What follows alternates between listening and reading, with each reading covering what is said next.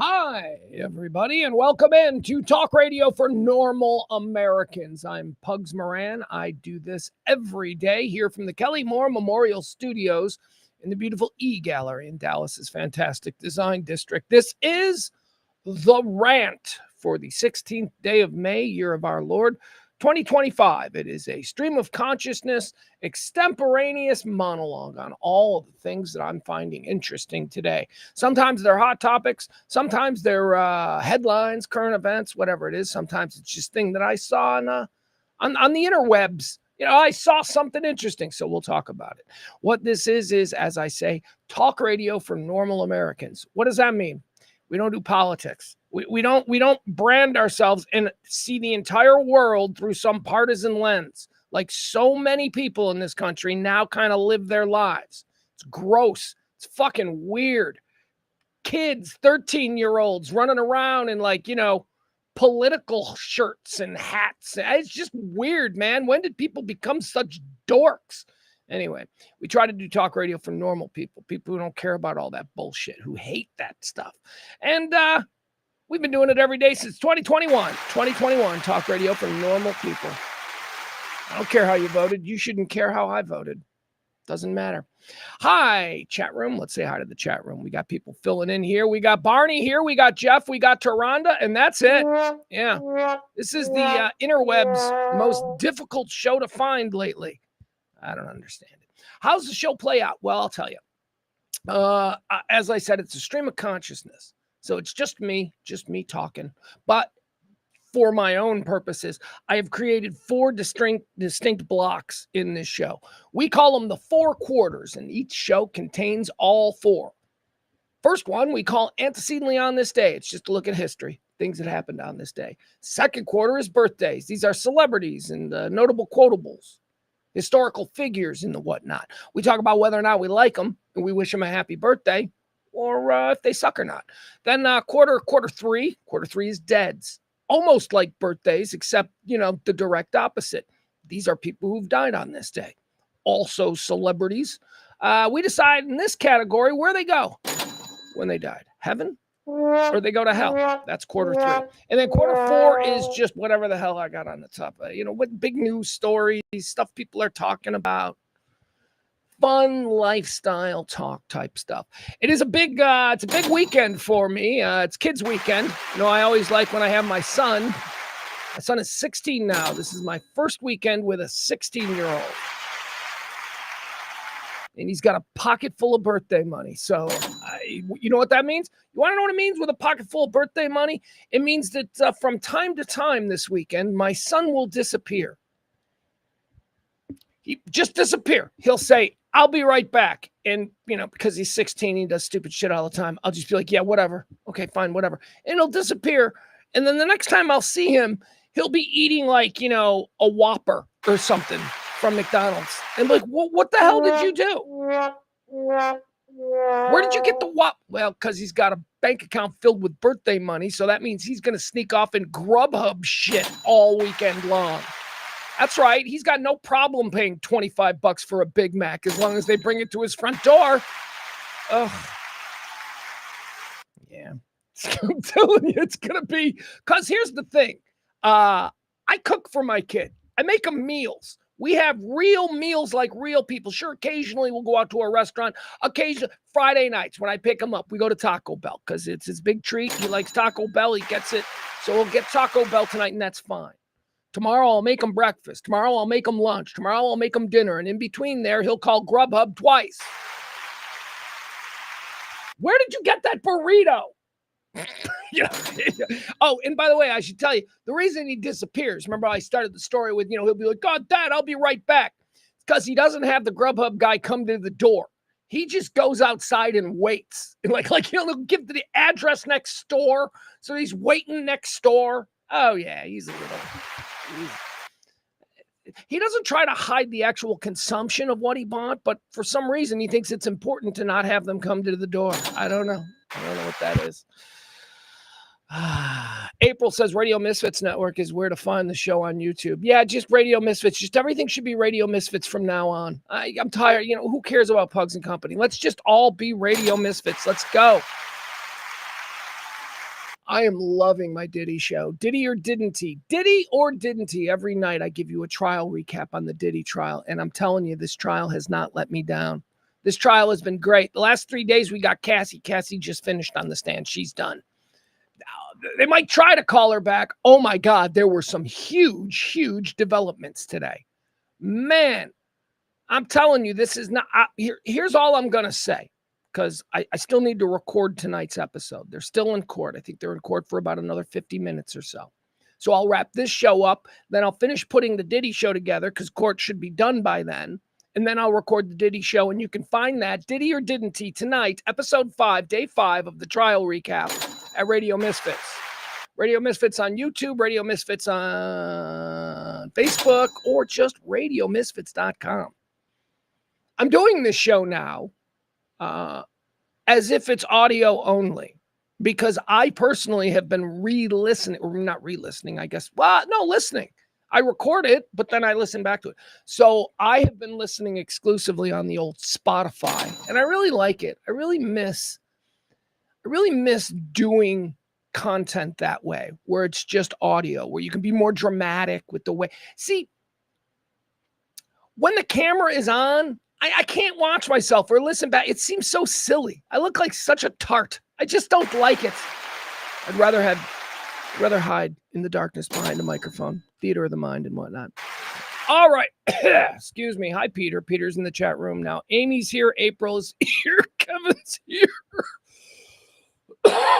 Excuse me. What is that about? Let's get Kevin. Is Kevin asking questions? Kevin says, so is the new time 2:00? It's getting hard to catch you. Gingerbread man. Can't catch me. Yeah, 2:00 is pretty much going to be the normal time now. And this is because of the nightly Diddy shows. It's because the mornings I'm putting together, I'm breaking down testimony. So I think that this show, the Rant, I'm sorry, Kevin, if that's a problem, but you can always listen back at your convenience, But I do think we're going to be more consistently at 2:00 these days, moving forward. 2:00. And I just want to see if maybe there's a different audience there. I certainly don't want to lose any of you guys, any of my noon friends that we've had here for years and years. But there's a problem. There's a problem going on with this show. We're not getting everybody in one place. And, I just don't know. So we'll try. I'm going to keep doing it because I love doing it, and I am a glutton for punishment. But we got to try and change some things. All right, let's get started here. Let's start the show. It is the Rant. I am Pugs Moran. These are the beautiful Kelly Moore Memorial Studios. It is the 16th day of May, year of our Lord, 2025. Did you know May the 16th was the 136th day of the year? There's 229 more of these until the end of the year. So get those New Year's Eve plans started, as we like to say. Let's do quarter one. We call it Antecedently on this day. It's us taking a look back at all the events that have helped shape this day. Let's go. Antecedently on this day. Let's see. Yeah, today's kind of a weak-ass day, I think. It's another weak-ass day. On this day, antecedently, in the year 1866, the United States Congress establishes the nickel. Hey, look at that. See what I mean? Like this, I'm like, okay, I guess that's good enough for today. The nickel, the birthday of the nickel is what we're celebrating on May the 16th. Jeez, May the 16th. You're a bottom 10% day. Easily. Antecedently on this day in 1868, the United States Senate fails to convict President Andrew Johnson by one vote. He escaped impeachment. Andrew Johnson, he was like the worst. Wow. He's one of the worst. Let's say that. He's one of the worst. Antecedently on this day in the year 1918, the Sedition Act of 1918 is passed by an absolutely moronic U.S. Congress. Do you know what the Sedition Act of 1918 was? It was only in place for a year or something. They got rid of it really quick. They're like, oh yeah, this is everything that America stands against. The Sedition Act of 1918 was passed by Congress. It made criticism of the government during wartime an imprisonable offense. Fuck. Can't do that. What are you talking about? We are a representative democracy. The people who are making these decisions are supposedly, as voted on by myself and my fellow citizens, representatives of us. Citizens of the United States must be allowed to speak truth to power. The Sedition Act is the most anti-American thing I've ever heard. Yeah, a lot of you people don't even fucking get that. I'm sorry. You remember Dixie Chicks? But they were in England when they said the Iraq war was wrong. You kid, you pearl clutching cunts, grabbing your little beads. They said this in another country. Shut the fuck up. We're Americans. We can say whatever we want. We're allowed to speak truth to power. We're allowed to tell our government, hey, we don't agree with what you're doing. And you know what? If you disagree with a fellow citizen who says that, it's on you to deal with it appropriately, whatever you think appropriate is. I'll tell you what I think appropriate is. Shut your mouth and move on and just go, well, people are allowed to have opinions. Sedition Act of 1918. What a bunch of bullshit. And seemingly on this day, year of our Lord, 1951, the first regularly scheduled transatlantic flights begin between Idlewild Airport, which is now JFK in New York, and London. See, this is such a lame day. We're celebrating the first regular plane flights between New York and London, 1951.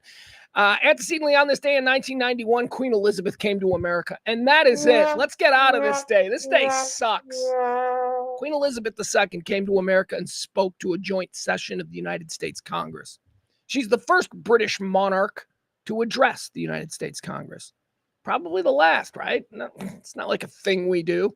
All right, let's move on to birthdays. These are people celebrating a birthday today. They were born on this day. Let's decide whether or not we like them and wish them a happy birthday, or we just say, move along, bitch. We do not support you and your kind. Here we go, birthdays. Born on this day in 1919, Liberace. Lee Liberace. All right. I got some thoughts on Liberace. I can tell you about Liberace. I think it's popularly, not assumed, but presented. It's popularly presented that people didn't know Liberace was gay. Like, that's the whole thing. Like, now, based on 2025 reference context, we understand it all. Now, in 2025, we see Liberace from, like, 1972, and we go, that dude was gay. And popularly, we like to go, what? They didn't know he was gay? Right? That's what we say. People didn't know he was gay. They couldn't tell. Ha ha. Right? It's the popular thing. I push back on that. People knew he was gay. My grandpa knew he was gay. My grandma used to always, I'll never forget this. My grandma and grandpa, Liberace, came on TV. I'm sitting there and my grandma goes, oh, I love him. Oh, I love Liberace. And I remember my grandpa going, yeah, well, he ain't into you, Bernie, that's for sure. And he looked at me and he laughed. And I'm like 7. I'm like, yeah, grandpa's being funny. Don't know what that means. My grandpa knew Liberace was gay. Here's the thing. People knew Liberace was gay. They didn't care back then. Oh, Pugs, what are you saying? They didn't care. No, look. They didn't care. Dudes knew dudes were gay. Liberace was allowed to be Liberace. People just didn't talk about it. It wasn't a thing. They didn't make it a thing. That's the difference between, the revolution that occurred in the 1970s and 80s, the coming out movement and gay pride and all that stuff. I'll tell you, that's when we really started seeing homophobia. There wasn't rampant homophobia back when Liberace was around. Now, also, you could argue, well, they were in the closet. I mean, were they? Liberace wasn't in the closet. Charles Nelson Riley wasn't in the closet. Paul Lynde wasn't in the closet. These people weren't in the closet. These people were just doing their thing. They were maybe a little bit on the down low. I mean, it's not perfect for them. But I maintain that real homophobia, people being upset about the mere existence of gay people, that didn't really start until it became so much in the spotlight. And here's where it gets tricky. I don't think that a lot of people's problem with gay people is that they're gay. I really don't. I really don't think most people give a shit. I think it's about it being front and center, pushed in your face at every turn, because now that it's okay to say it loud and say it proud, it seems to be everywhere. And I think there are a lot of people who are like, God, Jesus, I'm exhausted with this fag shit, and then they end up saying stuff like that. And they're not really hateful people. They're just irritated. They're just irritated that this other thing is being constantly presented. Old men, Saturday Night Live made a joke a couple of weeks ago, old men getting upset about these things in TV commercials. Why does every TV commercial have to have a gay couple? That's like a normal complaint. Actually, I think on Saturday Night Live, it was interracial couples. I think it was old guys angry. It was Trump. It was Trump as an old guy angry that there are too many interracial commercials. So the complicated nature of what I'm trying to say here is that I wonder if the problem that homosexuals in modern America feel from so-called homophobes, what if they realize I don't think that it's necessarily an objection to you having sex with somebody who's just like you. I don't think people care about that. I think everybody's got a gay cousin that they have Thanksgiving with now. I think everybody works with a gay guy who they think is pretty cool. I think that's kind of where we are. But I do think there is still a very large group of people who are just irritated that it's all so loud and so proud and so everywhere. Yeah, I don't know, food for thought. Look at me, hoping for the best. Because you know what? That would be better than actually just having a whole giant percentage of the population, it seems. A lot of people that just, just don't like them for their love choices. That would be wrong. That would be wrong. Who cares? But I do think, like with me, I don't like flamboyance, right? But I have a lot of gay friends, but they're not flamboyant. Hey, I knew a guy back in Chicago radio who wasn't gay, and he was super flamboyant. And his whole thing was that he was, everyone thought he was gay. He wasn't actually gay. He was just flamboyant, and he irritated the fuck out of me. So, I don't know. Anywho, it was on this day in 1919 that Liberace was born. A dude that everybody knew was gay, just nobody cared. When are you going to find a nice gal and settle down, Lee? They used to ask him that on talk shows. I found a nice gal and she's my mother. And everybody's like, oh, he loves his mom. He loves his mom and dick. Anyway, it's not a big deal. It's not a big deal. Liberace, born on this day in 1919. Born on this day in 1928. The opposite of Liberace. Billy Martin, ladies and gentlemen. Oh, Billy Martin was the best.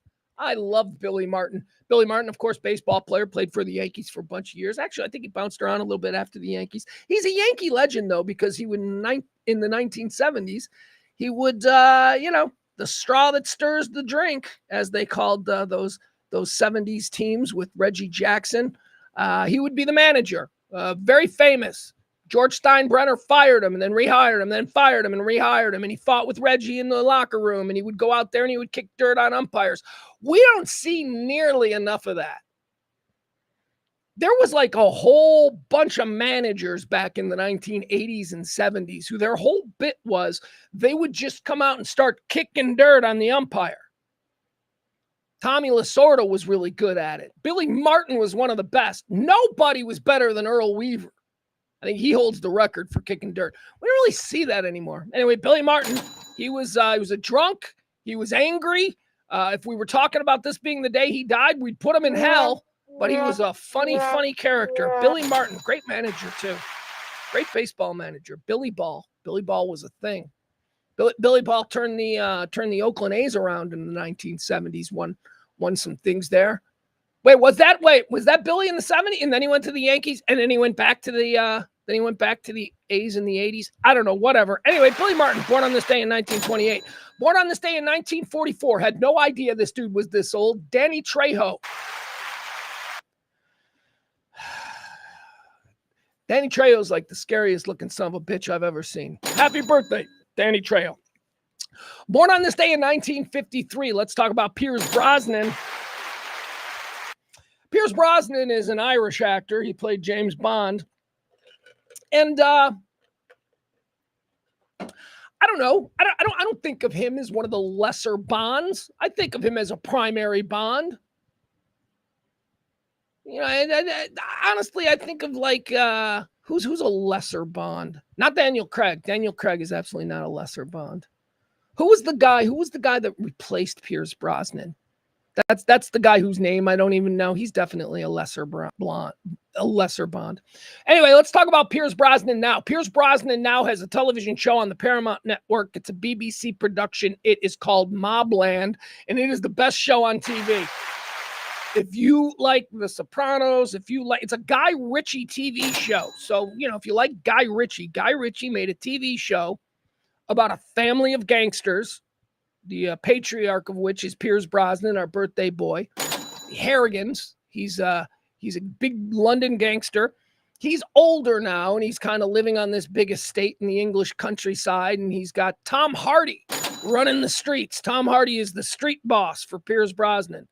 Mobland on Paramount. If you're not watching Mobland on Paramount, you are missing the best show on TV, without question. Helen Mirren, Pierce Brosnan, and Tom Hardy. Okay? Do you need more? Because I can name more. Patty Considine. Huh? Do you need more? Well, I can't. I can't name more. That's it. But that is one hell of a cast, man. That is a whale of a cast from Guy Ritchie.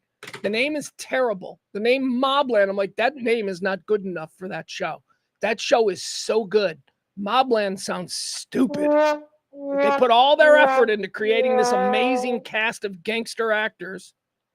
They do all these incredible stunts, and they have all this great dialogue, and the name you come up with is Mobland. You're gay. Ugh. All right, Pierce Brosnan, happy birthday. 1953. He's a badass. I'll be watching 2 new episodes of Mobland tonight with my son, because we are ripping through that series. We both like it. We enjoy it greatly. And to see our Born on This Day. Here we go, guys. Let's do this. Why not? What way to supercharge a birthday segment better than with another round of Kiss, Marry, or Kick? That's right. Kiss, Marry, Kick. That is my tempered down version of Fuck, Marry, Kill. I find that vulgar. I don't want to just be effing anybody. I want to romance them a little bit. I want to have a full night of pleasure with them. It's not just about the F. And it certainly isn't about the killing. I don't want to kill anybody. So I do Kiss, Marry, Kick. We're going to kiss one of these people, which means we're going to make out hard. We're going home together. Probably take a bath. It's going to be amazing. That's the kiss. Then we got the marry. We know what that is. And then the kick. Just kicking him to the curb. We're not going to kill him. Why would I kill him? God, why are you coming in so hot? Killing him, really? That's your choice? No, we're going to kick him to the curb. All right, here we go. Kiss, marry, kick. Okay, here we go. We'll start with her, I guess. Here we go. Beginning 1955, Born on This Day. I have to say, I don't know what happened to this actress. This actress was like super famous. She was important, right? She was winning Oscars and shit like that. And now we don't even remember her. Deborah Winger. Deborah Winger is first up in our Kiss, Marry, Kick.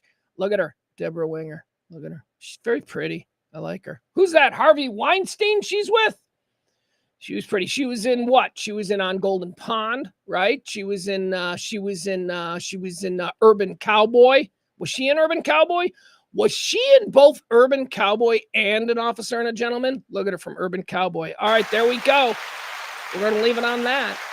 Our first contestant for today's edition of Kiss, Marry, Kick, Deborah Winger, ladies and gentlemen, born on this day in 1955. Deborah Winger. All right, let's move on. Born on this day in 1959. This is another vanished actress. Don't know what happened to her. She was one of the Brat Pack. She was in all the Brat Pack movies, and then she never did anything else. How about 80s Brat Pack star, born on this day in 1959, Mare Winningham? Yeah. Hey, Gen Xers. Do you guys remember Mare Winningham? She was like in all the Brat Pack Gen X movies. First of all, she was really cute. Like I thought Mare Winningham was cute, but they would like put her next to like prime Demi Moore, or, sexed up Ally Sheedy. Not gross Ally Sheedy from Breakfast Club, but sexy Ally Sheedy. Ally Sheedy could be sexy. Molly Ringwell, whoever, it doesn't matter. Mare Winningham was always like the ugly chick in the Brat Pack. Well, these are all old pictures of her. Let's get a prime picture of, there you go. There's teen Mare Winningham. Look at her. She was adorable. She was super cute. And she aged like we all do. Well, hold on. Let me try and find a picture of Mare Winningham from Mare Winningham. We're going to stop it here. All right. 1959. Born on this day, contestant number 2 in today's Kiss, Marry, Kick, Gen X vanished actress Mare Winningham. Now, we talked about 1955 being the day that Deborah Winger was born. Deborah Winger is our first contestant. Mare Winningham is our second. All right, here we go now. Number 3, today's Kiss, Marry, Kick. Let me find a good picture. Yeah, we'll find a good picture. Born on this day in hold on, I don't know what year. Ladies and gentlemen, Miss Jackson, if you're nasty. Janet Jackson. Ooh, nasty boy. 1966, Janet Jackson was born. All right, so here we go. Kiss, Marry, Kick. We got Deborah Winger, born in 1955. We got Mare Winningham, born in 1959. And we got Janet Jackson, born in 1966. All right, Kiss, Marry, Kick. Here we go. Well, first, let me see the chat room. Anybody in the chat room have any thoughts on this? All right, nobody in the chat room is playing along. All right, that's fine. You know what? I think we need to look at more Janet Jackson pictures. I remember the first time I saw Janet Jackson, man, I always say that she was like, I went, oh, okay. All right. Apparently, I'm totally sexually attracted to black girls. Look at me. Janet Jackson as Willis's girlfriend, Charlene, in Different Strokes. That was a game changer for me. She was so pretty. Oh, my God. All right, Miss Jackson, if you're nasty. Here we go. Let's see here. Peter says he's going to make out hard. He's going to kiss Janet. He's going to marry Deborah. He's going to kick Mare Winningham. Barney is going to kiss Miss Jackson. He's going to marry Winger, and he's going to kick Mare Winningham. Barney, you and me, man. Yeah, I agree with Barney. I think we all agree we're kicking Mare Winningham. That's unfortunate, but I'd really like to hook up with like 1987 Janet Jackson. I'd really like to hook up with that. So that's going to be my kiss. That's going to be my hookup, Janet Jackson. Mare Winningham has to go. You know why? Because Deborah Winger's adorable. Because Deborah Winger you could totally marry and be happy with. Don't know where she went. Not even sure she's alive. But there you have it. Today's Kiss, Marry, Kick. All right, let's keep going. We are kissing Janet Jackson. We are marrying Deborah Winger, and we are kicking Mare Winningham. Born on this day in 1965, Chris Novoselic. Chris Novoselic, of course, bass player for Nirvana. Talk about getting your bag. He's a member. He's a member of Nirvana. He's in the Rock and Roll Hall of Fame. He's got Nirvana money. Just he's shitting gold bricks, probably in a cabin somewhere in the Pacific Northwest. He ain't Dave Grohl. Dave Grohl's got the whole Foo Fighters thing. I don't know what Chris Novoselic is getting into, but he's got his big bag of money, and good for him. Happy birthday, Chris Novoselic, born on this day in 1965. And finally, birthdays. Born on this day in 1986, the Undeniable. I'm going to call her Undeniable because she might be one of the most beautiful women I've ever seen. I don't know. There are some times where you just catch a picture of her, and you're like, my God, is that perfection? Happy birthday, Megan Fox. Megan Fox, born on this day in 1986. She is quite the looker. All right, let's do some deads. These are people who have died on this day. Let's decide, where did they go? Did they go to heaven or did they go to hell? Okay, first of all, who died on this day? Who's the first one we're going to get into? All right, first. All right, I just lost my page. Oh, my God. All right, here we go. Nope, don't want did he or didn't he. Here we go. Sorry, Google, my Google Drive just closed on me really quick. But that's okay because I made a new page and it's not going to take forever to download. Here it is. Page is up already. All right, let's go to deads. People who died on this day. Dead on this day, year of our Lord, 1984, Andy Kaufman. Andy Kaufman, comedian. You know, I still kind of somewhere in the back of my head, I'm like, he ain't dead. He's gonna come any day now. He's gonna come out. Andy Kaufman is gonna reveal himself to be Donald Trump or Steve Bannon or somebody. It's gonna be great. So I'm not putting Andy Kaufman in either heaven or hell because I don't believe he's dead. Okay, obviously he's dead. Somebody who made me laugh. That guy made me laugh. I'm putting Andy Kaufman in heaven. He's an absolute genius. Genius, I don't know if that's the word for it. He is one of a kind. He found a way to make humor that like nobody else did. And it was just brilliant. Honestly, I still chuckle to myself.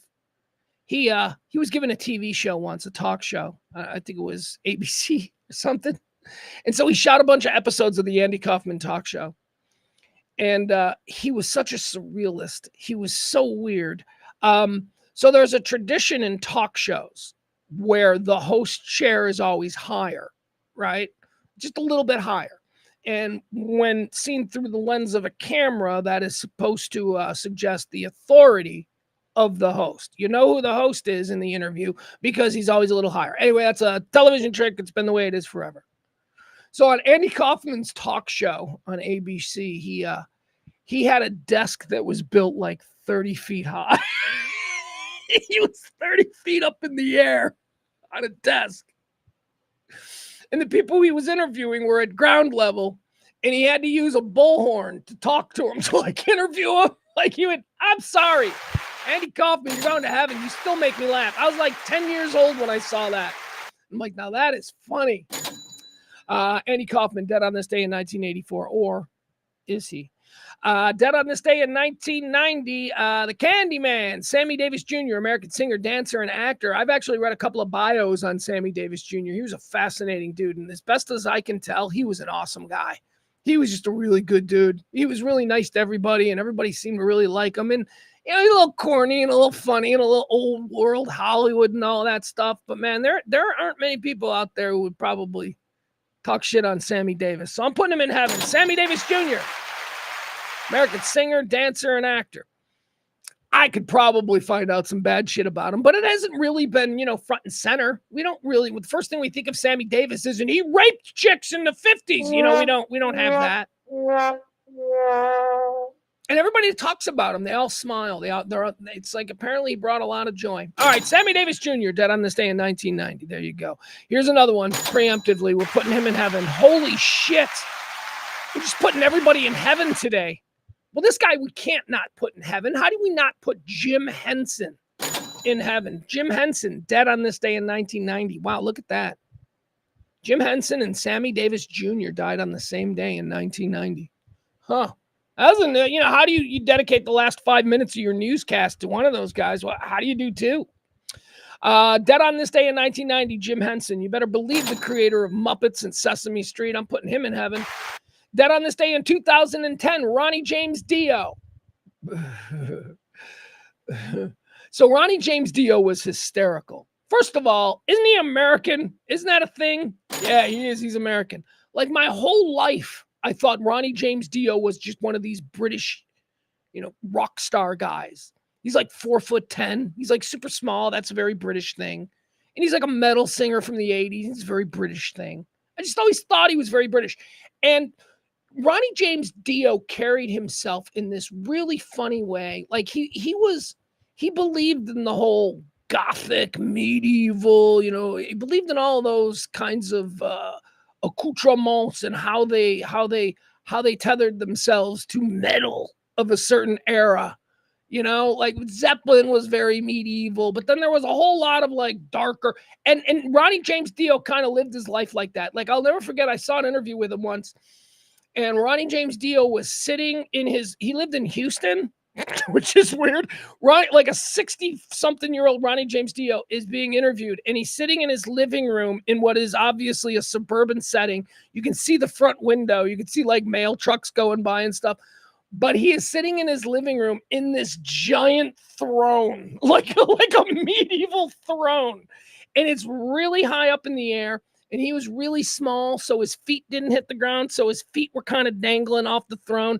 and he was being interviewed for this, metal documentary. He was just trying to look as metal as possible. I'm putting him in heaven. I'm putting Ronnie James Dio in heaven. I like Rainbow. That's a good band. Dio goes to heaven. Andy Kaufman, dead on this day, went to heaven. Sammy Davis, dead on this day. I'm putting him in heaven. Jim Henson, dead on this day, putting him in heaven. Ronnie James Dio and his big funny throne down there in some Houston suburb. He's in Katy, Texas, pretending like it's, some English manor, some English castle from the 14th century. Ronnie James Dio's going to heaven. That brings us to 2024. Dead on this day in 2024. Dabney Coleman, heaven. Putting Dabney Coleman in heaven. I love Dabney Coleman. Who didn't love Dabney Coleman? He played an asshole. That was his thing. His whole bit was he played a jerk. He played a misogynist. He played a rough boss. He played a con man. He played a guy who was going to tell you exactly what you didn't want to hear. That was Dabney Coleman. But we liked him. Dabney Coleman. Very funny. Very funny guy. He goes to heaven. All right. And finally, also dead on this day in 2024, on a personal note, a local guy here. Not local. He's actually a national figure. My God. His Wikipedia page, I read his Wikipedia page again this morning. His Wikipedia page is massive. I mean, that's an indication of what your stature is. So, yes, we all know and we all loved him here in North Texas. He was a regular on my show, my radio show back in the day at 105.3. Kelly and I had this guy on every Thursday for years. And, of course, I'm talking about president and chief promoter of the Texas Motor Speedway, the great Eddie Gossage. Eddie Gossage died on this day in 2024. Eddie was awesome. Eddie ran the Texas Motor Speedway. He threw all the big events. He threw the big parties. He was kind of a larger-than-life promoter extraordinaire. You might remember him. He was on every Thursday with us, promoting. It's during the racing season, promoting whatever was happening out there. And every time that Kelly and I would have to go and do our Texas Motor Speedway live remotes, which were a real pain in the ass. Whenever you hear radio people here in Dallas doing live remotes from the Texas Motor Speedway, they are not happy about it. Well, they're not happy about it in principle because it's hard to get to. You jump through so many hoops. There's all kinds of credentials, and there's always a problem with credentials. It's a pain in the ass, okay? But here's the thing.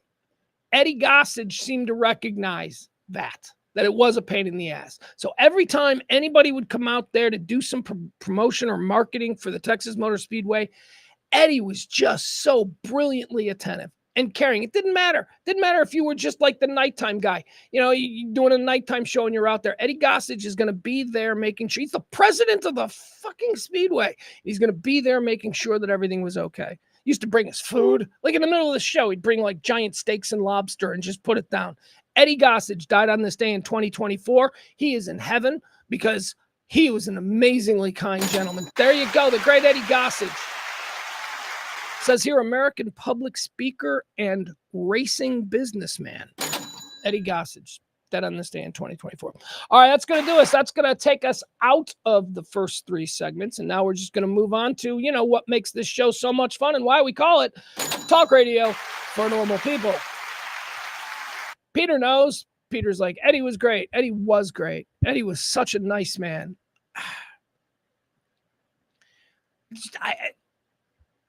As you start to get older, you start to see people from your life experience drop off. And I got to tell you, I am still waiting for the assholes to start dropping off. One of them did, Russ Martin. I shouldn't not count that. That definitely counts. But I have seen more good people in my life. Like, I got some shitty people in my life. We all do. But it's just all of the deaths of the people that I've experienced over the last 5 to 10 years. It's all been the good people. It's all been like the really decent people. Anyway, I guess that's how it works. I guess. All right, let's go. Let's see. What do we want to talk about today? Let's get into today's show and whatnot. Because I promised I was going to start every show with this. We don't do politics, but this is important. Don't take the plane. All right. Once again, every day. Thank you. Don't take the plane. Okay, the Qatari royal family have been funding Hamas. They funded Al Qaeda. They sent jets. Remember the only jets that were allowed to leave after 9/11? That was the Qatari royal family getting Osama bin Laden's sister out of the country. Don't take the jet, you fucking idiot. Okay, there we go. In other Trump and presidential news, he's out there gallivanting across the Middle East. Apparently, he's got a deal on the table with Iran. That's what they say. A nuclear deal with Iran is imminent. Oh my God! And they said we would never get a nuclear deal with Iran again.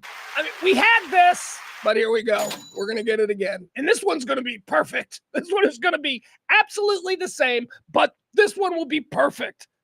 Very good. Very good. Texas. Let's talk about Texas, and let's talk about why I am a little bit persnickety today.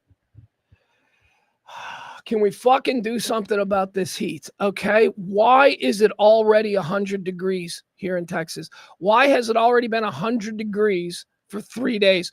Why is my studio, which by the way, the air conditioner is cranking at 50 degrees. The air conditioner is cranking at 50 degrees, yet the temperature is currently 83.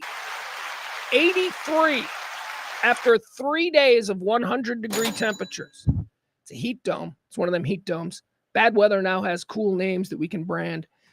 Here's what it says and how long it's going to hang around. As a heat dome settles over Texas, some cities are hotter than the Sahara Desert. Ooh. Several cities, including Houston, San Antonio, and Austin, could set new daily temperature records, and there will be little relief in the coming days. All right, new daily temperature records. This isn't like an all-time record. It's a record for May the 17th. Right, so it's not going to be like 115 or whatever. That would be our record for August or something like that. Let's see here. What about Dallas? I mean, Dallas just sucks. It's just hot. It's muggy. I guess it's going to rain, though. It's going to rain this afternoon, so maybe that'll cool things down a little bit, but I doubt it. It's just going to rain for like 3 hours, and it's going to be 96. It'll cool down to 90s. Parts of Texas on Thursday. Hey, that's today.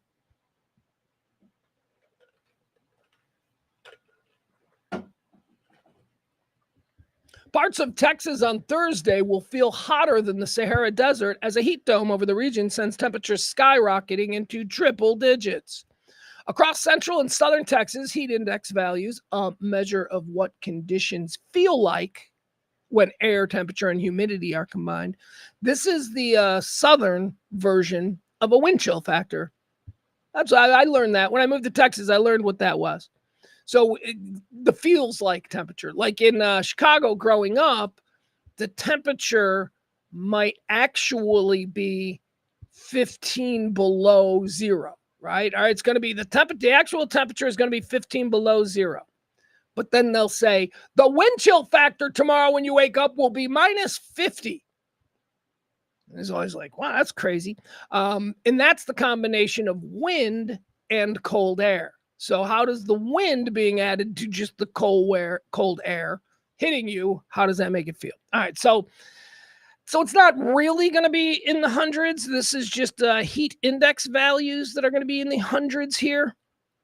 Because if I'm being honest, I don't think it's been over 100 yet, but it has been in the high 90s the last couple of days. Across central and southern Texas, heat index values, a measure of what conditions feel like when air temperature and humidity are combined, will range from 105 to 110 degrees Fahrenheit on Thursday. These, quote, feel like temperatures are hotter than parts of the Sahara Desert. Oh, they're hotter. It's colder than Mars. All right, whatever. It's fucking hot, man. Ugh. Let me see what it is right now. Right now here in the design district. Let's see. It is currently, hold on, 92. All right. 92, but it says it feels like 99. It does. It feels every bit of 99. All right. So that's the heat. New Jersey's got a transit strike going on. They all walked off the job. They stranded about 400,000 people. It's the nation's third largest transit hub. New Jersey. It's all the people who live in New Jersey, who work in New York. I mean, this is a big deal. And those drivers, pilots, what do you call them? What do you call the people who drive the trains? Soon to be out of a job, I'll tell you, because we don't need people driving those things. Can't those things all just be drone trains? Are you kidding me? We don't have drone trains now? Why do we have a dude pulling a lever? That could be handled by a computer somewhere. So anyway, I guess before they all lose their jobs to robots, I can't believe we don't have drone trains. How are there still people driving trains? Anyway, there are. And they all walked off the job, and now nobody got to go to work today. We'll see what this is all. What do they want? More money? More money? You guys are about to be replaced by robots. You want more money? God. New Jersey Transit engineers. Oh, they call them engineers. New Jersey Transit engineers went on strike at 12:01 a.m. Friday, bringing train service to a screeching halt. How hard can that job be? With all due respect, it's a train. It's on a rail. Isn't your only job go and stop? Isn't that it? You're not steering. You don't have to avoid anything.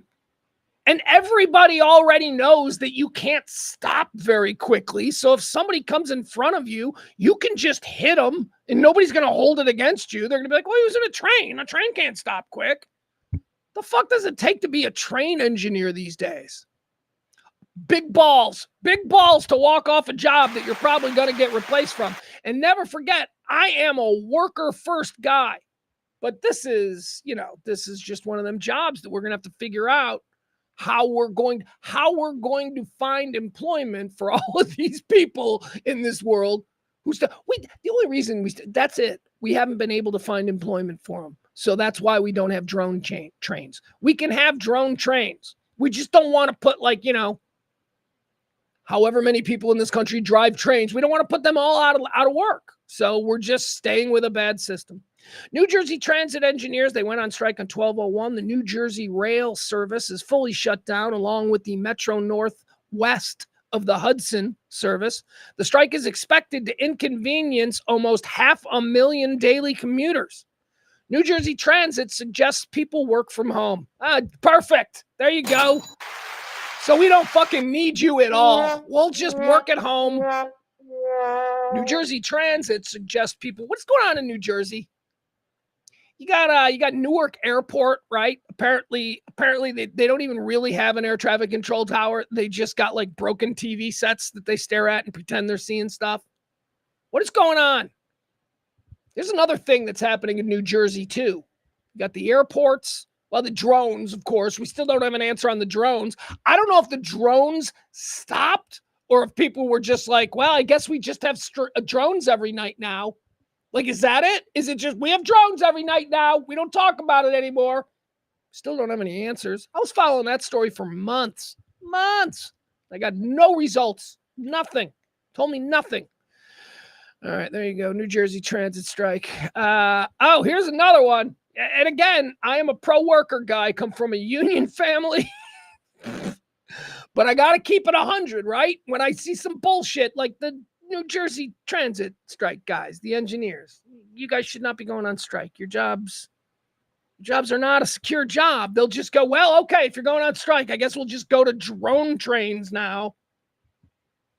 That's probably just some software. They could probably upgrade all those trains over a weekend, and pretty soon they don't need you at all.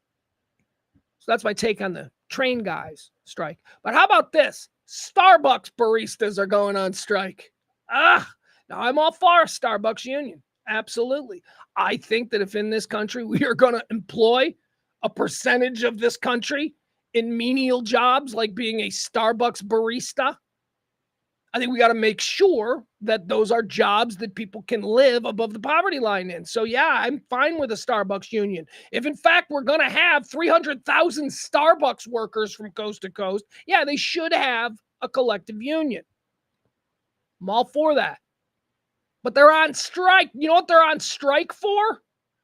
Let me give you this story. All right, this is a problem with Starbucks workers. Okay, Starbucks workers are not like normal workers. Starbucks workers are weirdos. Starbucks workers are all a bunch of people who write, fan fiction. The Starbucks workers are like the kind of people who are like going to be the first person you ever saw with a piercing in that place. And I don't even know what the place is, but the first time you ever see a person, a human being with a piercing in a new place that you've never seen, it'll be at Starbucks, and that person will be mispronouncing your name. Starbucks baristas are weird, man. Like in the moment, they'll all act like this is the most important job in the world and they're incredibly gifted at it and they're the best and they're above this and they're artists. While at the same time, making sure that you know that they're writing a screenplay that Quentin Tarantino is going to turn into a movie. They're weird people, Starbucks. I go to a lot of Starbucks. They're all weird. They're all, yeah, it's also where I see most of my like gender interesting people, like people that I'm not sure what they are, always working at Starbucks. All right. But more than 2,000 Starbucks workers today, baristas, they've gone on strike to protest a new corporate dress code for Starbucks. So here's the deal. A strike by Starbucks baristas protesting the company's new dress code grew Thursday. More than 2,000 Starbucks baristas at 120 U.S. stores have gone on strike since Sunday. Why? Well, they're protesting a new dress code. This according to a Starbucks Workers United union representative. Starbucks put new limits starting last Monday on what its baristas can wear under their green aprons. All right, so they all wear these green aprons. Green aprons from, toe to neckline, green aprons. Starbucks put new limits starting Monday on what its baristas can wear under their green aprons. The dress code requires employees at company-operated and licensed stores to wear a solid black shirt and khaki, black, or denim bottoms. All right. That's not insane. That is not an insane dress code. All right. So khakis. Well, I don't have khakis. What? Now I got to go out and buy khakis. Wear fucking jeans. You can wear jeans. Oh, okay. Yeah. I mean, they're making it easy here. Khakis, black pants, regular black pants, or denim, blue jeans. Okay. And then just like a black shirt. I'm wearing a black shirt right now. But apparently that is way too suffocating a requirement for all of these major creatives who cannot go to work now because they're not allowed to wear what? I don't know. You work for a fucking company, man. Okay? You little delicate Gen Z, millennial, whatever you are. You better not be a millennial. Well, managers are probably millennials. Starbucks put new limits starting Monday. Under the previous dress code, baristas could wear a broader range of dark colors and patterned shirts. So there was sort of a dress code before. It's just become more restricted to solid black tops and, khakis, blue jeans, or black pants on the bottom. Under the previous dress code, baristas could wear a broader range of dark colors and patterned shirts. Starbucks said the new rules would make its green aprons stand out and create a sense of familiarity with customers as it tries to establish a warmer, more welcoming feeling in its stores. Yeah, Starbucks, you should really do that. You should really focus on, being warmer and more welcoming, because that's the other thing about your baristas. They all fucking suck. They all suck as people. They are not friendly. Yeah, how many smiles have you received in the last 5 visits to Starbucks? Because I can tell you, none. They are never in a good mood. And it's not like they're in a bad mood because they dislike the company they're working for or they're being forced to do something they don't. No, they're in a bad mood just because they think they're better than you and that you're some asshole who's bothering them. Starbucks employees are the absolute worst. So yeah, maybe corporate has finally gotten the note that people are tired of being fucking mocked or, intentionally miss the name bit. That's like really funny. People go there and get coffee every fucking day. They're one of the reasons that your franchise is able to stay in business. These people who make your place a habit, and every single day you're going to mock them by pretending you don't know their name. It's just fucking bullshit. They're just little petty, arrogant, fucking, I got a piercing in the middle of my forehead bullshit. I just can't take it anymore. Smile. I'll be nice to you. You be nice to me. Stop giving me this attitude like my drink order is somehow causing you to miss some great concert you want to be at. you fucking weirdo. Pour me my coffee, bitch, and shut the fuck up. All right. That's just how I feel. I'm an angry middle-aged white man. From time to time, I'm going to vent in that way. That's why we call this the rant. All right, let's go. What else do we have here? Bill and Jordan. Yeah, let's touch on this. Bill Belichick and Jordan Hudson. We've been covering these two. I'm rooting for them. I'm hoping these two crazy kids can make something in this world. No, I don't really care. But I'm not angry about it the way so many of you are. That's why he's with a young woman. Yeah, good for him. Good for him. That dude spent like 50 years of his life having nothing but watching game film and being completely obsessed with some stupid sport.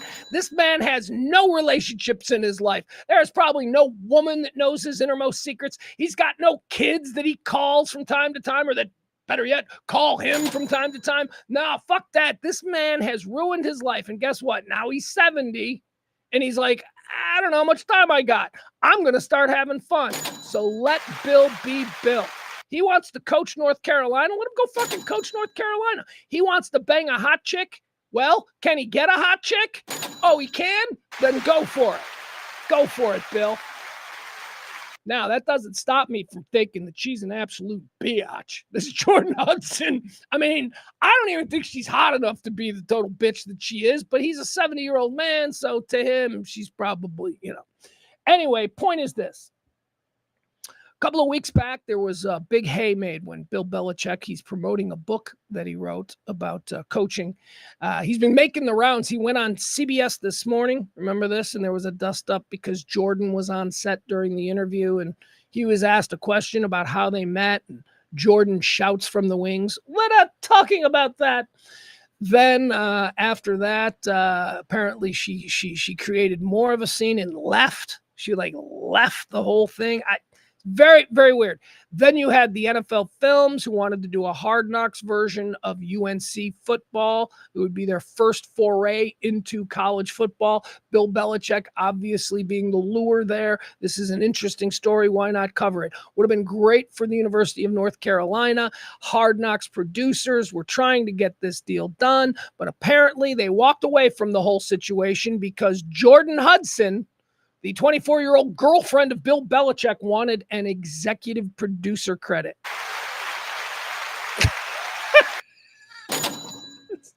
Fuck. And they're like, yeah, that's fucking and they just walked away. So UNC got really pissed about that because that would have been a really great promotional tool for the University of North Carolina. So they apparently retaliated by banning Bill Belichick's 24-year-old girlfriend, Jordan Hudson, from team facilities, from the practice field, from all of that stuff. Now, I told you when this happened that I don't believe that at all. I think this was all Bill's doing. I think Bill went to the president of the university and said, you got to help me out here, man. You guys got to ban her from practice. She is driving me absolutely insane. That's what happened. I believe that they don't do anything at North Carolina that Bill Belichick doesn't want them to do. Okay, first of all, they wouldn't just ban her without consulting with Bill Belichick before they made it public. So there was a conversation. And I don't think Bill fought for her. So I think it was Bill's idea. You guys got to help me out. And then, she's like, how could this happen? Who do they think they are? And Bill's got to be like, baby, I went to war for you. Oh, my God. I'll walk. You want me to walk? I will walk away from, he probably did that whole thing. But it was his idea. I'm telling you. All right, so let's fast forward to this week. Bill Belichick is still making the rounds. He's going around. He's doing interviews for his new book. And in the past 2 interviews that he has sat down for, Jordan Hudson has not been present. Hasn't been present. It's no longer there, no longer jumping in and interrupting interviews with, we're not talking about that. None of that stuff. Ooh, what is going on? What is going on? Okay, what else do we have? Okay, let's do this. Let's talk about the Diddy trial, okay? So I'm doing a show every night. As a matter of fact, once we finish this, it's 3 o'clock now. I think trial may have ended for the day there in New York. I don't know. Sometimes they go a little bit late, but it's Friday. I imagine everybody wants to get out of there. So after I finish the rant here with you guys, then I'm going to put together tonight's episode of Diddy or Didn't He, which is our Radio Misfits daily breakdown of the Diddy trial. I'm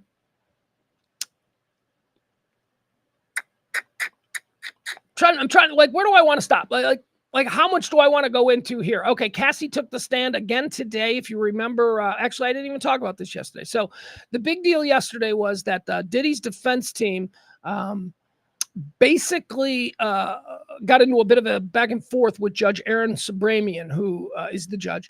They got into a back and forth with him over how long they would be allowed to have access to cross-examine Cassie. Cassie spent one full day on the stand being direct examined by the prosecution. Cassie is a witness for the prosecution, but after the prosecution does their thing and she opens up all these cans of worms and it's all entered into the trial, after that, the defense gets a chance to come up and go, okay, about what you just said there. They get a chance to sort of knock down or counter everything that was offered. As I said, prosecution had one full day with Cassie on the stand. For some reason, and actually it's not all that difficult of a reason, I have a theory on this, but the defense wanted multiple days. Mark Agnafilo, the lead attorney for Sean Diddy Combs, got into it with Judge Aaron Sabramian yesterday because he had mentioned that when Cassie comes back on the stand on Monday, to which Aaron Sabramian, the judge, said, no.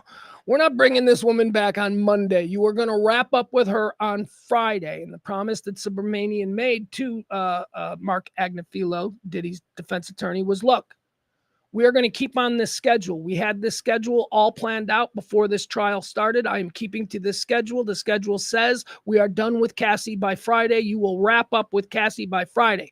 Well, here we are.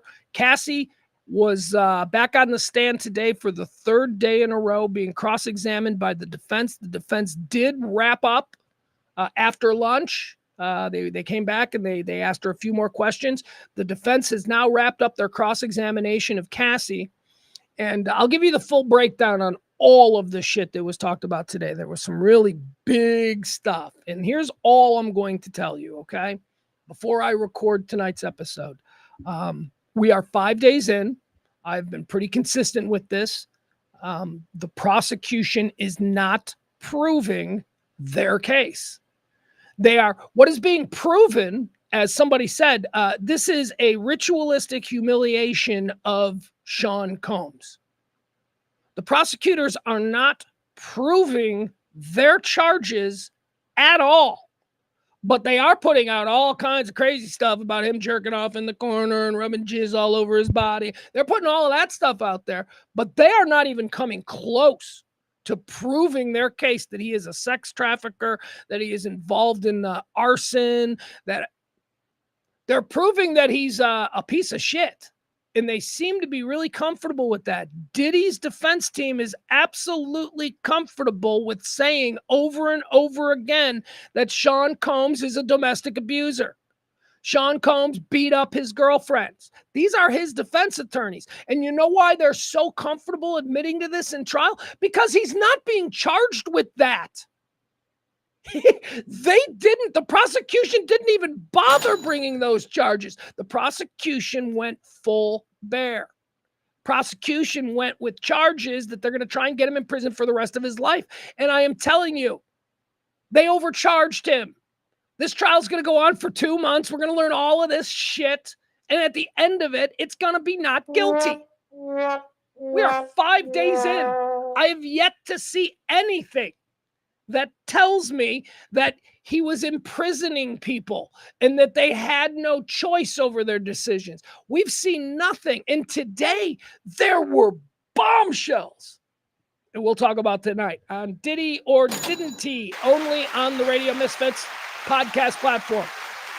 One thing that we will talk about, though, is something that we touched on a couple of days ago. I want to watch some video here. Jonathan Odie. Jonathan Odie is a name that has been brought up in the Diddy trial, was brought up by Cassie. Jonathan Odie is an escort, another escort who Cassie had sex with during freak-offs. Jonathan Odie is a Miami-based escort. He was brought up yesterday or 2 days ago when Cassie was identifying pictures of other escorts that she hired for these freak-offs, okay? And she identified Jonathan Odie. Jonathan Odie is currently in prison because in 2018, Jonathan Odie, who is a Trump guy, he's a big Trump supporter, but for some reason, he barged into a Trump golf course and resort with a giant American flag and a gun, screaming about how he was demanding a meeting with President Trump. Okay. This led to a shootout with police. And now this dude, Jonathan Odie, who just a couple of years before were having freak-offs with Cassie and Diddy, is now in prison for, doing some weird shit at a Trump golf course. Okay. Now, when this guy was arrested in 2018, and I don't remember this story. I mean, I remember, of course, we all remember the guy on the roof that shot Trump in his ear, right? Remember that? And then remember another guy at a Trump golf course, right? He was like in the bushes. He like stuck his gun through the bushes from the outside, and then he didn't shoot or anything, or did shoot. I don't know. But remember those guys. I don't remember this guy. I don't remember the Jonathan Odie story. But at the time, during his interrogation by police about why was he attacking the Trump golf course, but at this time, he told a story about Diddy.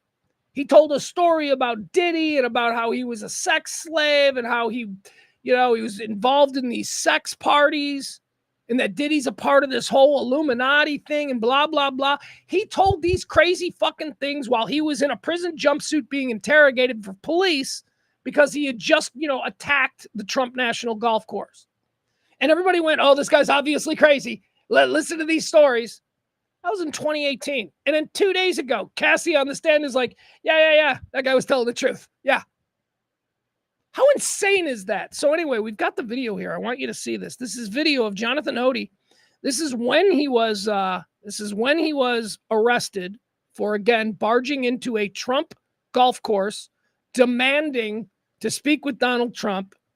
Again, he's a Trump supporter. He likes Trump. He was demanding to speak with Donald Trump because he didn't feel Donald Trump was doing enough about the Illuminati and Diddy, apparently. Here, let's watch this. Hold on. Okay. It's going to start off. The first thing that I'm going to show you here is this guy from the Trump resort where he's running around shooting a gun off and just being a crazy person. Okay, so that's the first video we're going to see. Then we're going to listen to his cross-examination where he rants about a whole bunch of stupid shit. But most interestingly, some Diddy facts. Okay, so here we go. Let's watch this. All right, there he is. You see him? This is like the Trump resort. He's running around. He's involved in a shootout with police. They're chasing him. They're shooting him. Oh, he fell. Oh, look at him. Whoop, whoop, whoop, whoop, whoop, whoop. All right. All right. We need to see that again. All right. Let's see it one more time. Here he goes. Whoop, whoop, whoop, whoop, whoop. They're shooting at him. Look at these guys down here. They're shooting. All right. Now let's listen to him. Okay. Here he is. A little interrogation with police. I went through the gates. I took I jumped the fence and I took the American flag and I put it in the front desk and I blew the chandelier. Basically, what I did that for is to transmit a statement to the American people and to Donald Trump that we're not accepting any more corruption and abuse. All right, so what he's doing right now is he's explaining what he was doing, why he came to the Trump place. And what he's saying is he was trying to explain, he needed an opportunity to explain to the American people what is happening. And he wanted to speak with Donald Trump because he had stuff he had to tell him about the Illuminati. Here, we'll listen again. I didn't get that fully right. That for is to transmit a statement to the American people and to Donald Trump. To transmit a statement to the American people and ask Donald Trump that we not accept any more corruption. That's what it is. He did what he did at the Trump thing, as he's saying right here, because he wanted to transmit a statement to the American people and ask Donald Trump that we no longer accept any corruption. Corruption and abuse from there is to transmit a statement to the American people and to Donald Trump that we're not accepting any more corruption and abuse from their system of France. Okay? It ain't like that. The CIA and then they want to do the same thing that he did to JFK. Okay? All right. Why? because they want the United States to fall. They've already been creating a state of chaos and confusion in the United States. All right, so now he's explaining the plan. The plan of the Illuminati is to make America fall. And this plan has been in the works since the assassination of JFK. Now, here's what's... So he was right about the Diddy thing, right? But he's obviously a crazy person. And if you're like, well, wait a second, Pugs, why, just because he's talking about the CIA and all that doesn't make him crazy. No, what makes him crazy is that he attacked the Trump golf course with a gun and he thought he could just have a meeting with Donald Trump. That's what makes him fucking crazy. So everything that he says after that, you have to be like, yeah, but he's crazy. And if a couple of things hit, like the Diddy stuff, he's telling the truth. When he goes into the Diddy stories, like, I was a sex slave to Diddy, he's telling the truth. I don't know if this other stuff about his knowledge concerning the CIA and assassinating Kennedy are the truth, but some of it is. So I don't know what to do with this guy. They want the United States to fall. Donald was against their agenda and won the presidency, okay?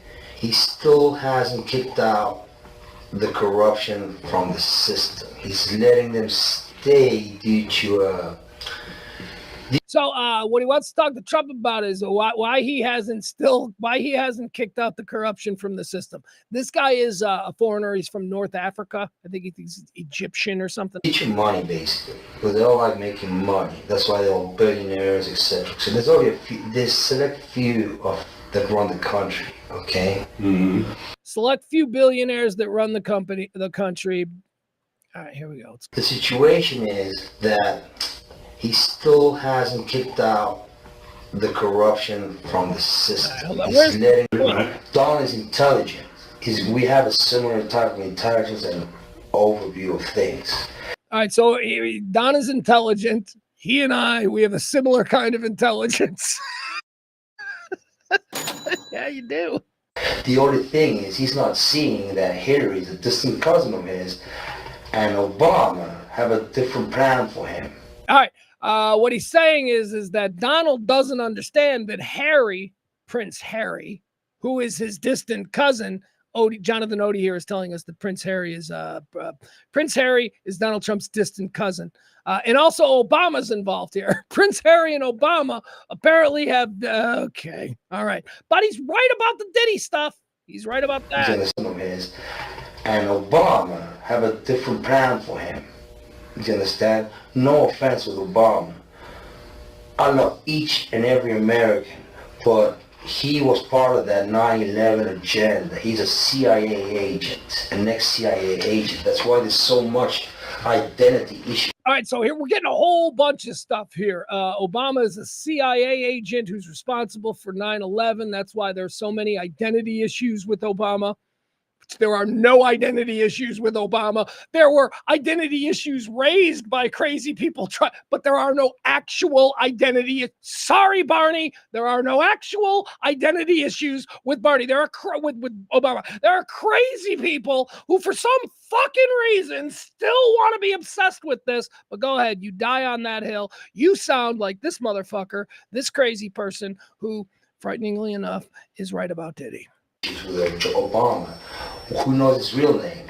They say he was born in Indonesia and he's also born in Hawaii. Nobody knows. No, yes, we know. No. Why? Because he's an ex-CIA agent. Okay. Basically, Osama bin Laden never existed. It was a creation of the CIA, and it was Obama in a cave talking shit. Okay, so Osama bin Laden never. By the way, this. I don't want to go there. I don't want to go there. So what he's saying is that Osama bin Laden never existed, and what it actually was Barack Obama in a cage talking shit. Osama never existed. It was a creation of the CIA, and it was Obama in a cave talking shit and looking like an Arab, and then they bombed the Twin Towers. Okay, so my problem is I'm here to expose each and single one of them to the American public for the crimes committed on September 11th, 2001. All right, so and therefore. So that's why. That's a whole more details as to why he attacked the Trump thing, although he's saying he didn't attack it. He was just there to meet with him. But he was there to let the American people know that there is an Illuminati in charge of everything. And he was also there to ask Donald Trump why he still is allowing the corruption in the Illuminati to be in charge. And he was also there to make sure that everybody knows that Osama bin Laden is a made-up person and 9/11 never actually happened the way we believe it was, that the Osama bin Laden was actually a guy named Barack Obama who was in a cave talking shit, who then him as in the cave as a CIA. See what I mean? It's crazy. Here we go, though. Here we go. Wait, what's the next one? Is the next one? You don't have... Time in the United States? Yeah. Just my dog, Bubbles. My service dog? Yeah. Davies and Ross, which a good bud. All right, here we go. All right. All right, so after all of that, I just wanted to establish that this guy was laying down some crazy thoughts before he apparently said something that is true. Because remember, Cassie testified that this dude right here, Jonathan Odie, she testified and identified him as one of her sex parties or partners during the freak-offs.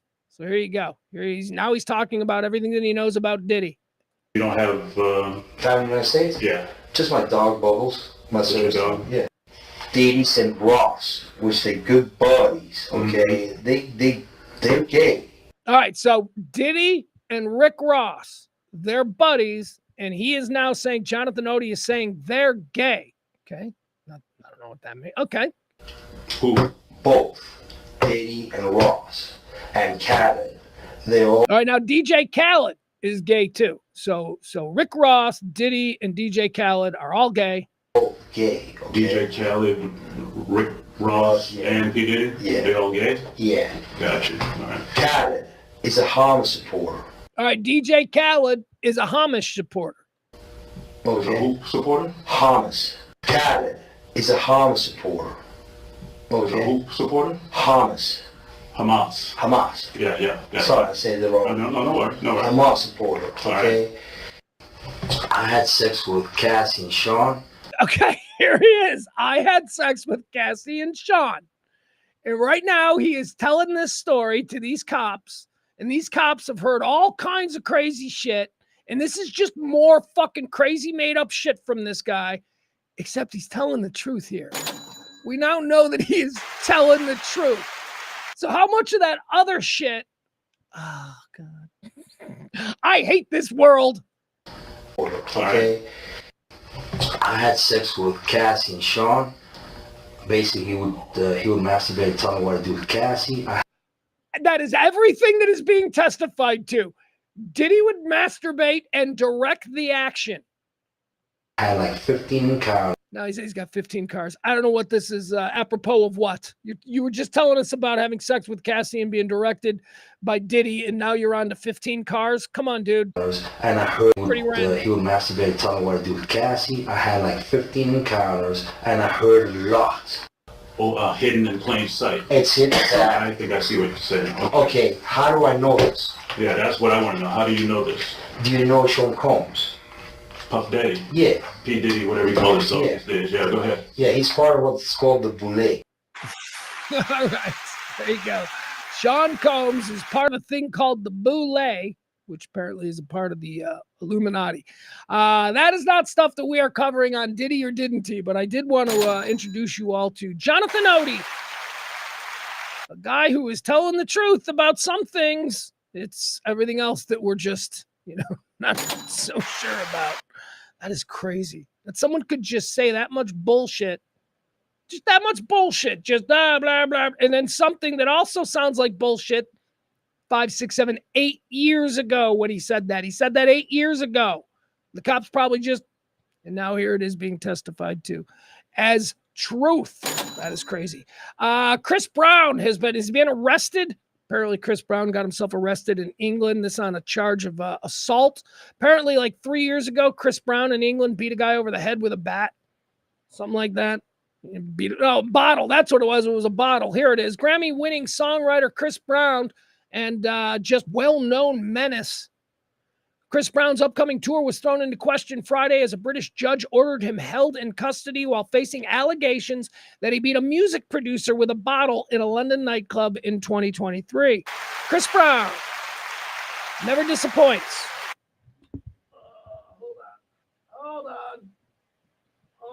Hold on.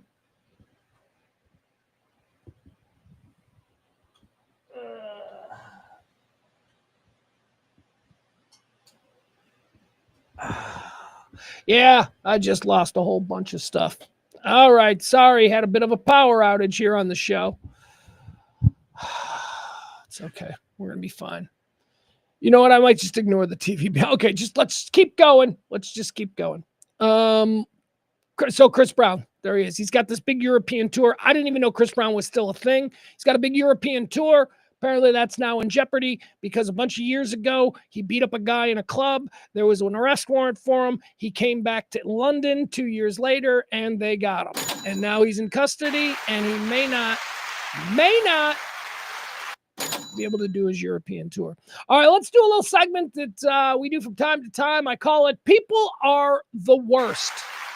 People are the worst.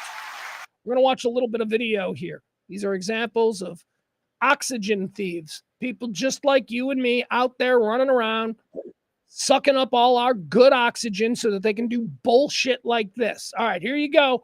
People are the worst. Now, this comes to us from, well, my old stomping ground, ladies and gentlemen, Lockport, Illinois. Hey, Mama B. Is Mama B in the chat room? Mama B lives in Lockport, or at least used to live in Lockport. This is Lockport, Illinois. This is the sub-city in Lockport, Illinois. You can see these two security guards. No, they're not cops. Don't get it twisted. These are security guards. And you know, I don't know if you do know this. Do you know security guards are some of the absolute worst human beings walking the face of the earth?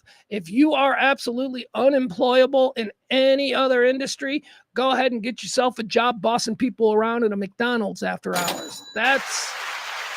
That's a security. These people are the fucking worst. And that's why we are focusing on them in today's edition of People Are the Worst.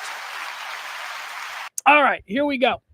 So this is the sub-city in Lockport. These are two security guards. They work security for some other place. These are two security guards, and they're having a sandwich made. Now, I know you people down here in Texas, you don't know what sub-city is. Sub-city is a delicious sandwich joint.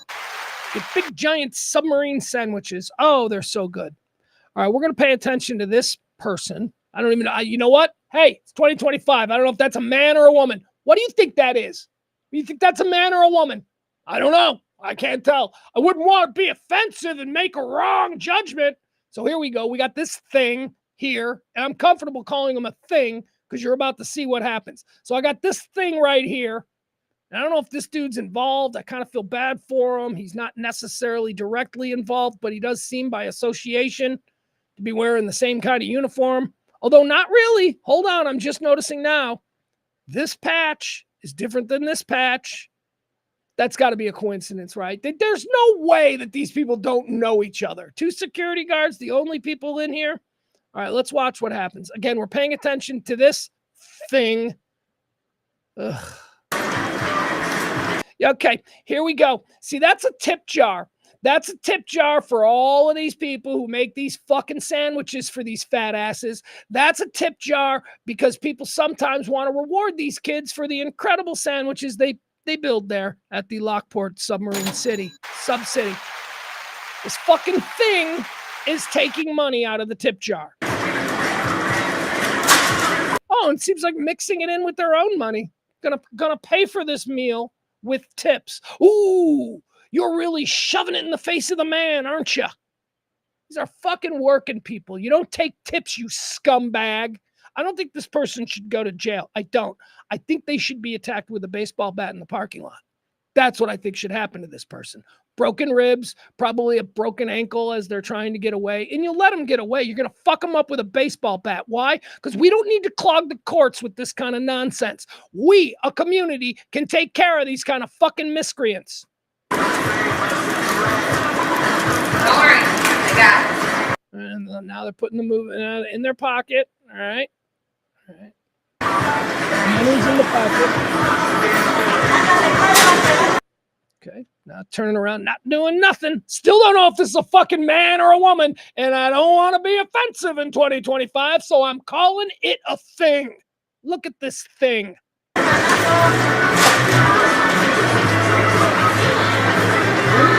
Going in again. Going in again. Gonna get a little bit more out of that tip jar. Going in again. Quickly in the pocket. Somebody must be coming. And yes, so apparently in the back office, a manager was watching on the camera and watched all of this happen. And now this thing is about to be confronted.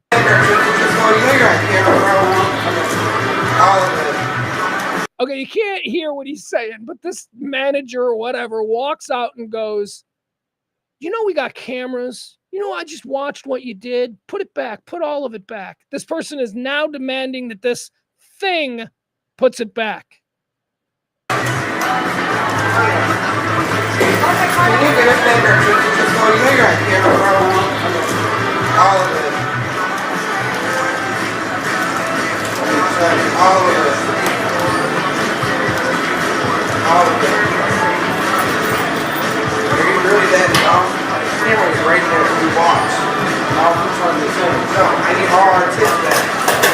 He's saying, no, I need all our tips back. Let's go. I need all our tips back.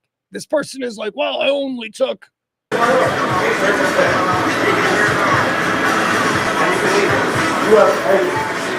right, he seems to be talking to this person. They are together. This person at this point is like, don't fucking rope me into this bullshit. You're stealing tips from working kids, you asshole. All right, now he gives him the, he's like, nope, and you're not getting a delicious submarine sandwich either. You've got to leave. Well, there you have it. Thanks today's people are the worst.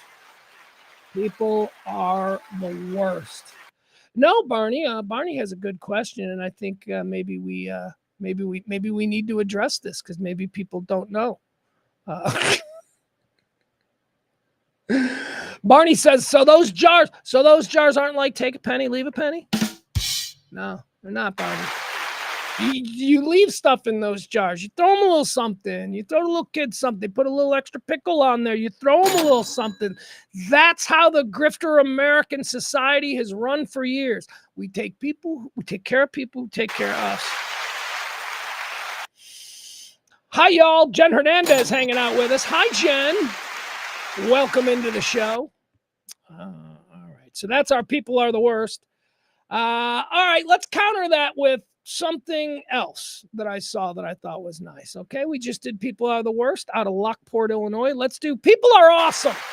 Let's do people are awesome. Okay. And let's focus on somebody who I really like.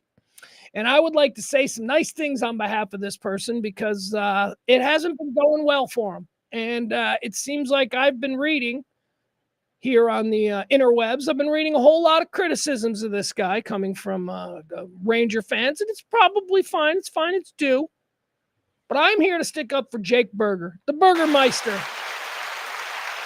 Jake Burger, Texas Rangers. What do you got him at? You playing third? He playing first? He's playing second? He's in the outfield? My God, he played every position we needed him to with the White Sox. He's now a Texas Ranger, and he's been in a bit of a slump. Things ain't been going so great for old Burger. However, I lived and died with this kid for 4 years. The 11th overall pick in 2017, matriculated his way through our minor leagues. He blasted the minor leagues at every level. He was incredible. He makes his debut in the major leagues, or actually it was just before he was about to make his debut in the major leagues, and he blows out his ACL. This kid loses an entire year, and we're like, oh, what's going to happen with Jake Burger? Oh, my God. Loses an entire year. He comes back. Oh, isn't it a great story? He's come back quicker than expected, and he blows out his heel. Now he's got heel surgery, and Jake Burger misses another year with us, and now we're into the COVID year. We're into the COVID year where they were having because they didn't have a minor league system in the COVID year. So remember all of the teams in Major League Baseball had the alternate site teams where a couple of miles from the major league team was a group of other players who did not have COVID, who would be like minor league players or whatever, and they could be added to the. Do you remember the alternate sites?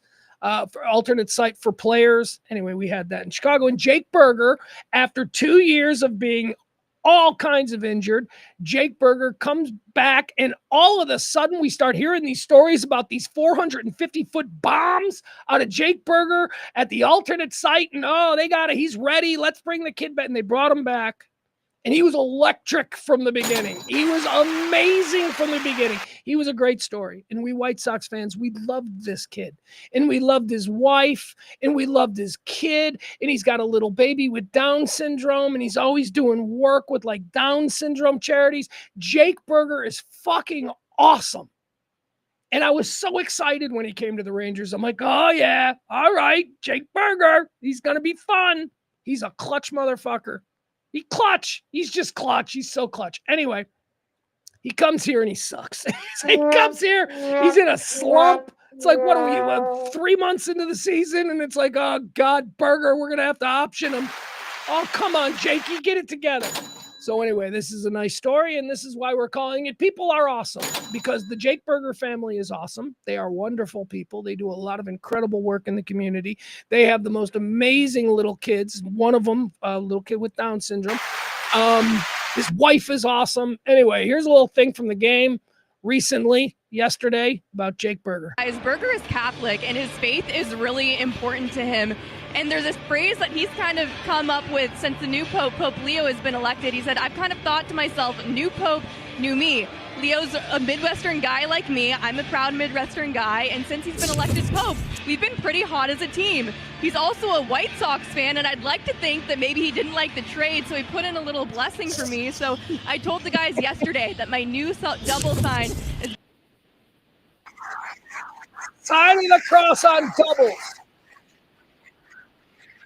He's a double machine, by the way. We just call him a double cheeseburger. He's a double machine. So at least he was when he was good. So why is that funny? Because I am telling you, if Pope Leo, formerly Cardinal Robert Provost, is as big a White Sox fan as he supposedly is, he's a big fan. He follows the games. He watches the games.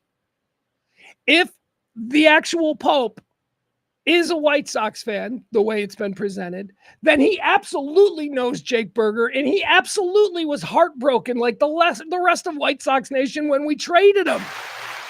So that's funny. So Jake Berger is like putting these pieces together. He's like, I was pretty popular with the fan base, and that fan base included the now Pope. And I wonder, he's not wrong. So his new double sign is the sign of the cross, and let's hope new Pope, new Berger. Let's go, Jake. God, I want him to pull it together. But quite frankly, if he doesn't pull it together, you got to move on. Sorry. Baseball is a brutal sport. There are a lot of beautiful, wonderful, cool-ass people who just didn't have what it took to make it. So we'll move on. People are awesome. Let's see here. What else do we have? Here's a fun video we can watch. We're just doing videos now because I'm out of show. It's Friday. It's a big Friday weekend with the boy.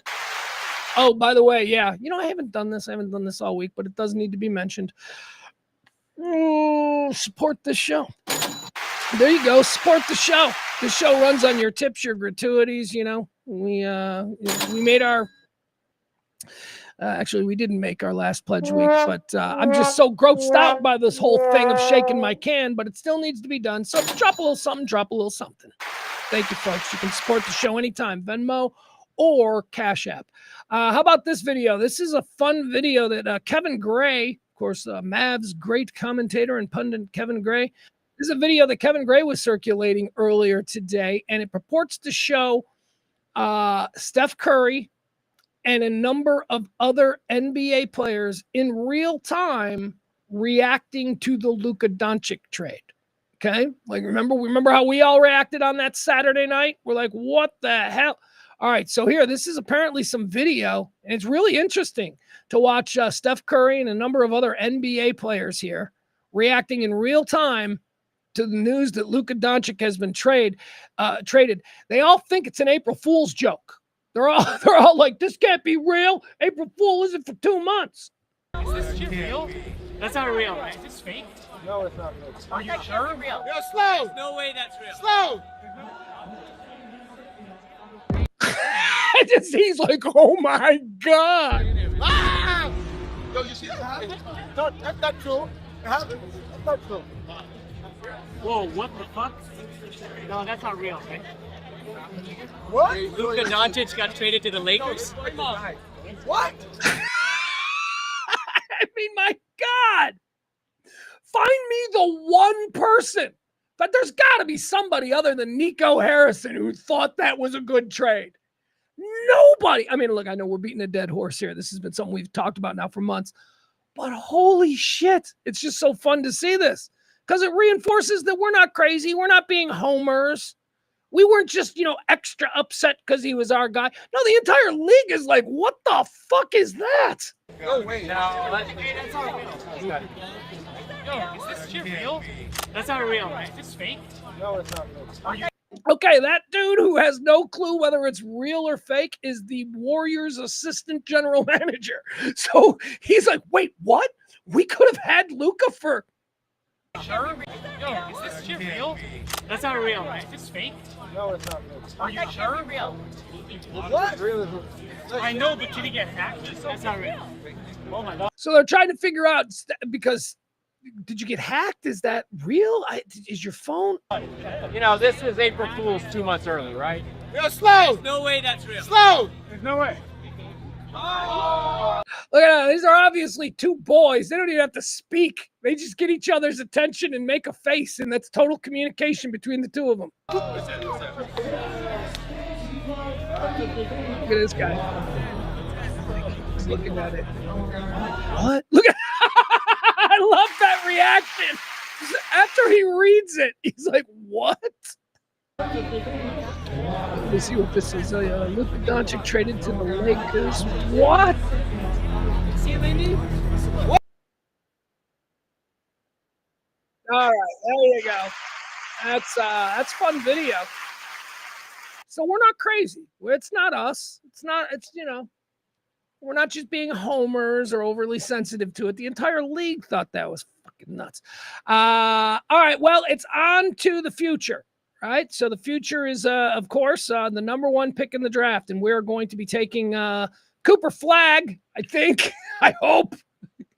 Can't put anything past Nico, right? Nico could trade. Nico could trade the pick. Hey, by the way, I asked this on Twitter today, which fucking nobody was. I am so shadow banned on Twitter. I've been shadow banned on Twitter for years. I swear to God, it's got to be because I used to fucking slam Elon continuously on Twitter. And now my impressions or views are like nothing. Like I have friends who also don't pay a monthly thing. And their views they have hundreds and hundreds of more views than me. They have half the amount of followers or whatever. And I'm I got 5 views on shit. I'm telling you, I'm being shadow banned. I don't like it. Anyway, I asked on Twitter today that got 0 responses. I said, hey, Mav fans, would you trade? I mean, I'm going to ask the chat room. Would you trade the number 1 pick? You have the number 1 pick. The Dallas Mavericks have the number 1 pick. Everybody expects they're going to take Cooper Flagg. Cooper Flagg is some slam dunk.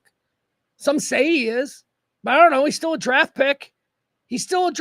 There are plenty of draft pick busts. You can't guarantee that Cooper Flagg is going to be an incredible NBA player. He looks good, but you can't guarantee it. He's a draft pick. So would you, as the Dallas Mavericks, would you trade the number 1 overall draft pick this year for Giannis Antetokounmpo from the Milwaukee Bucks? I think you're an idiot if you wouldn't. And here's the problem. I know the first draft pick, Cooper Flagg's going to be the next Michael Jordan. That's all. It's butts, dreams, and wishes. Cooper Flagg ain't done nothing. Meanwhile, Giannis Antetokounmpo is ready to right now ball out. I would take Giannis. There you go. I would trade him. But unfortunately, you got a guy like Nico Harrison who's running the ship. So he's likely to trade that pick, but he's likely to trade it for Zach LaVine. The Mavericks have traded the #1 overall pick for Sacramento Kings, Zach LaVine. All right. Here, this is fun, though. This is we're going to hear from Cooper Flag. These are a bunch of NBA players at, is this the NBA Combine? Do they have a thing? Is that, I know they have like a version of like, but do they call it the Combine? I don't know. Hold on. What is what? All right, let's get rid of that. All right, here we go. These are NBA rookies or incoming rookies, college kids who are about to be drafted. They're being asked who they think is the best player in the NBA. And Cooper Flag is one of the guys that they ask. Cooper Flag, soon to be Dallas Maverick. Okay, who's the best player in the NBA right now? Jokic. Okay, Jokic. Impacts the game. Best player in the NBA. All right, there's Cooper. All right, so this is, by the way, I've heard a number of people say this, national people. This kid, if this kid is who this kid is, you fucks are going to forget about Luka like that. All of you idiots with kids named Luka, you'll be like, can I change the birth certificate to Cooper? Luka was a jerk off, you guys. Luka wasn't nice. Luka was mean to people. Luka wasn't giving or sharing or a particularly great person to have out in the community. Luka's kind of a crybaby ass. Cooper Flag isn't. Cooper Flag is very popular. People love him. He's charismatic. He's got a smile. He's going to be fun. He's going back to the way Dirk carried himself, not Luka. Crybaby complainer about everything. That's how I'm choosing to look at this. If Nico does, in fact, take Cooper with the first pick, I predict Cooper Flag will make you all forget about Luka Doncic by Christmas of his rookie year. You're all going to be like, oh, my God. NBA right now, Joker. Jokic. He says Jokic. Cooper Flag thinks Jokic is the best player. The Joker is the best player in the league. He just does so much, so he impacts winning in so many different ways. James Harden. I don't care. He's the best player. So unstoppable. Whoever wins MVP, probably SGA. Besides the fact that he got robbed last year, I feel like he's been consistent each year. To me, in my opinion, I say Kevin Durant. To be realistic, is Jokic. To be realistic, it's Jokic, but I like Kevin Durant. All right. The takeaway from that is that most of them said Jokic. I think 3 of the 7 said Jokic, and then one said Harden, another said Durant. I don't know. Anyway, there you have it. Here's something else that I want to show you. I thought this was funny. Let's watch this. This is this caused a bit of a stir online. People were wondering what the hell is going on here. Let's watch this video. This is somebody took this video of a woman, by the way, very sexy woman. Somebody took this video of this very sexy woman waiting in line for coffee. And they ask, I'm sorry, what the fuck is that? They are trying to figure out what kind of phone she is on. Watch this video. Right? Zooming in. First of all, can we just, what is she, a fashion model? Good Lord, look at her. She's like tall and thin. She's got style. Oh, all right. She's on a phone. Can you see that phone? It's like, it's look at it. It's a crystal clear, see-through phone. It looks like something from the future. And look at her. A beautiful woman with a futuristic phone and I've never seen a phone like that. How do I get a crystal clear phone? Oh, does she notice at the end? Does she look over at the end? Look, oh, she sees it. She's used to people looking at her. You can't walk around and be hot like that and not have people staring at you all the time. She's beautiful. Right, one more time, let's look at it.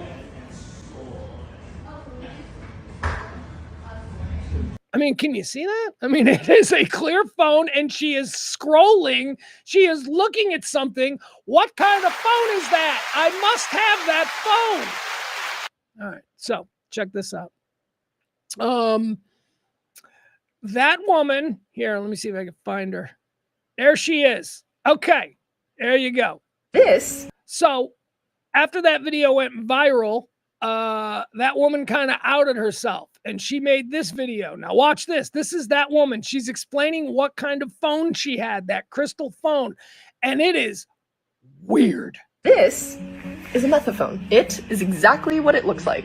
A clear piece of acrylic shaped like an iPhone. But why does it exist? My friend is actually the inventor and creator of these, and he told me that what he wanted to test was if we're all so addicted to our phones, then could you potentially curb somebody's addiction by replacing the feeling of having a phone in your pocket with something that feels... First of all, she is gorgeous. My God, I love this woman. I think this is all a setup. I think that the viral video was intentionally sent out there for this video to be some kind. I don't know. This is all so weird. It's not a phone. Are you getting what she's describing? It's not a phone. It's a clear piece of acrylic that weighs about as much as a phone. If you have it in your pocket, you feel like you have a phone on you.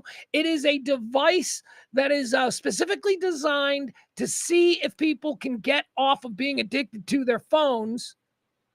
I mean, the phone doesn't work, but at least they have the sensation of having that weight in their pocket. They feel like they have a phone. They don't feel so. This is crazy. But I'm in love with her, so let's let her keep explaining. Here we go, baby. Okay, no, it's not going to work. Oh, yeah, look at this. For some reason, all of a sudden, I have no... All right, that's enough. Never mind. Who cares? I have just lost about 50% of my internet connection. Oh, no, that isn't good. All right, everybody, I think that's going to do it. Let's wrap up today's show. I want y'all to have a good Friday. It's going to be rainy around here. I think the rain is rolling in right about now. Maybe that has something to do with the... No, now the internet's back 100%. Just noticed. Internet's back 100%. I'm going to have a weekend with my kid. I love those. Don't know what we're going to do. Probably do a lot of laying around. As I said, he's going to spend a lot of money on Grubhub. Behind my back. What are you doing out there? Don't you worry about it, old man. So we'll do that. Got no plans. Did he or didn't he? I'll be recording that in the next hour or so. That'll be a complete recap and breakdown of today's events from the Sean Diddy Combs trial in New York federal court. So I'll give you that. You can find that on Radio Misfits either on Facebook or YouTube if you want the video. But if you just want to listen to it like a podcast, which is how I'm enjoying listening to it, you can just go to Radio Misfits, radiomisfits.com. Diddy or didn't he? It should be posting probably around 7 o'clock tonight, maybe earlier. We'll see. All right. Once again, tip the show if you can. Help out. That'd be great. Drop a little something. Haven't really been doing that this week, but thank you so much. Thank you to Leslie C. too. Leslie C. tipped this week. I don't know that she got the credit that she deserves, but she will. Once I'll make sure we do it. Guys, I'm out. TV went out like a half hour ago, and I didn't even care because it's Friday. Love you guys. Have a good one. Bye.